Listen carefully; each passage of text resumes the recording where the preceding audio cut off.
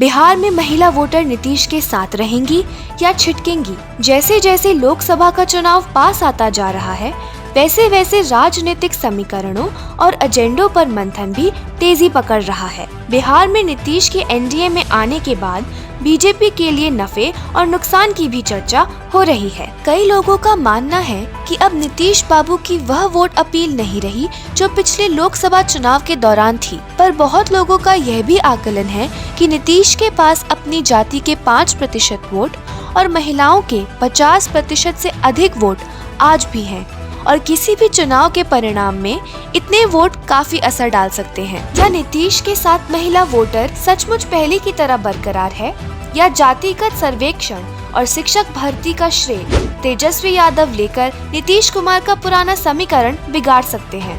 सबसे पहले हम माननीय मुख्यमंत्री जी को धन्यवाद देना चाहते हैं कि लगातार 9 बार उन्होंने शपथ लेकर के इतिहास रचने का काम किया और 9 बार तो लिया ही महोदय, लेकिन एक ही टर्म में 3 बार किया, ऐसा अद्भुत नजारा हम लोगों ने नहीं देखा। सम्राट चौधरी जी डिप्टी सीएम बने, बड़ी खुशी है कि ये डिप्टी सीएम बने। इनका बयान हमने देखा, भाजपा जो है माँ, भाजपा पार्टी जो है माँ, लेकिन हम तो कहना चाहते हैं आरजेडी ना आपकी माँ हुई ओरिजिनल।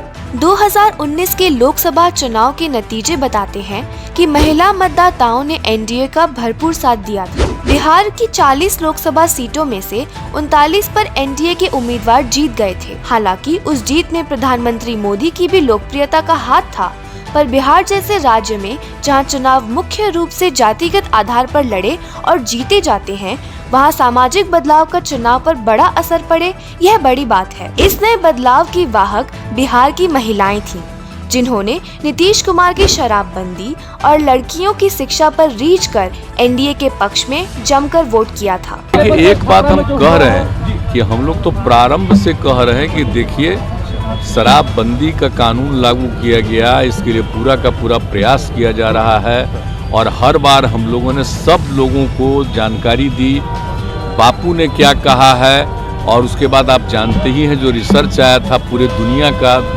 तो उसको भी सबके घर पर हमने भेज दिया है कि शराब कितनी बुरी चीज़ है, कितने लोगों की मौत होती है।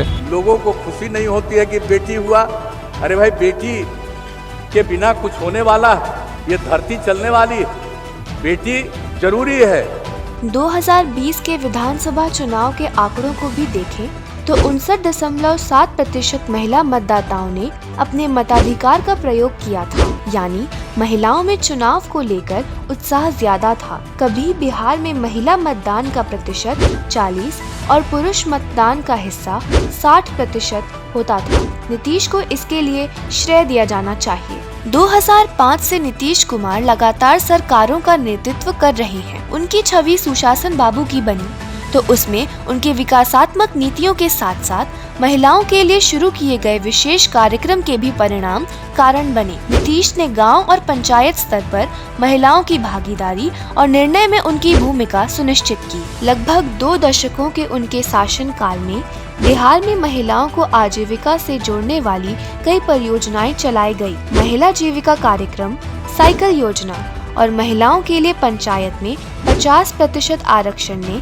नीतीश को एक सुधारवादी नेता के रूप में स्थापित किया। बिहार में लगभग 45,000 गाँवों में आजीविका को बढ़ावा देने के लिए महिला आधारित सामुदायिक संगठनों का एक जाल बन गया है। मुख्यमंत्री साइकिल योजना से लड़कियों के स्कूल नामांकन में उल्लेखनीय वृद्धि हुई और कुछ सालों में ही माध्यमिक विद्यालयों में लिंग अनुपात का अंतर कम हो गया। छात्राओं ने सरकार से प्राप्त साइकिल का उपयोग माध्यमिक विद्यालय तक पढ़ाई जारी रखने में किया। लड़कियां 4 दीवारी से निकलकर अपने लिए एक मुकाम हासिल करने में सक्षम होने लगी। उनका आर्थिक सशक्तिकरण हुआ, वह सामाजिक जीवन के लगभग हर क्षेत्र में भाग लेने लगी। इसलिए चुनावी प्रक्रिया में महिलाओं की लगातार बढ़ती भागीदारी नीतीश कुमार की राजनीतिक और विकासात्मक पहल का ही परिणाम माना जाता है। बिहार में महिलाओं के बीच राजनीतिक आकांक्षा भी बढ़ी है और लगभग सभी राजनीतिक दलों ने संसदीय और विधानसभा चुनावों में महिलाओं को सम्मानजनक प्रतिनिधित्व भी दिया है। हालांकि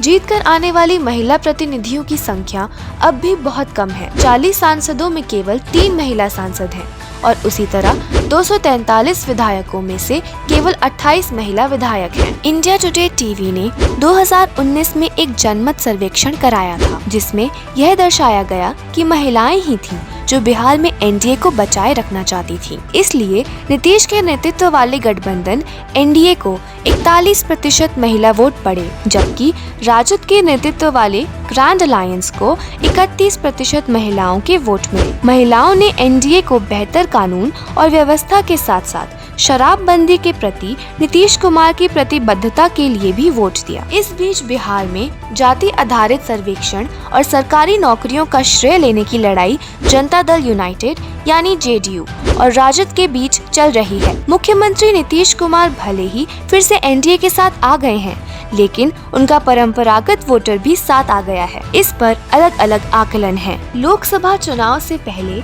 नौकरी बांटने का मुद्दा इस लोकसभा चुनाव में जरूर उठेगा। तेजस्वी ने ही उप मुख्यमंत्री बनने के बाद 10 लाख नौकरियां देने का नारा उछाला था और अपनी प्रतिबद्धता दिखाते हुए 1.22 लाख शिक्षकों में से 25,000 को 2 नवंबर को ऐतिहासिक गांधी मैदान में बुलाकर नियुक्ति पत्र भी प्रदान किया था और शेष 97,000 शिक्षकों को उसी दिन वीडियो कॉन्फ्रेंसिंग के माध्यम से नियुक्ति पत्र दिया गया था। अब इन दोनों मुद्दों के आधार पर राजद नीतीश की महिला वोट बैंक में सेंध लगाने का दावा कर रहा है। अब यह देखना है कि नीतीश की समर्थक महिलाएं अपना समर्थन बनाए रखती हैं अथवा नहीं।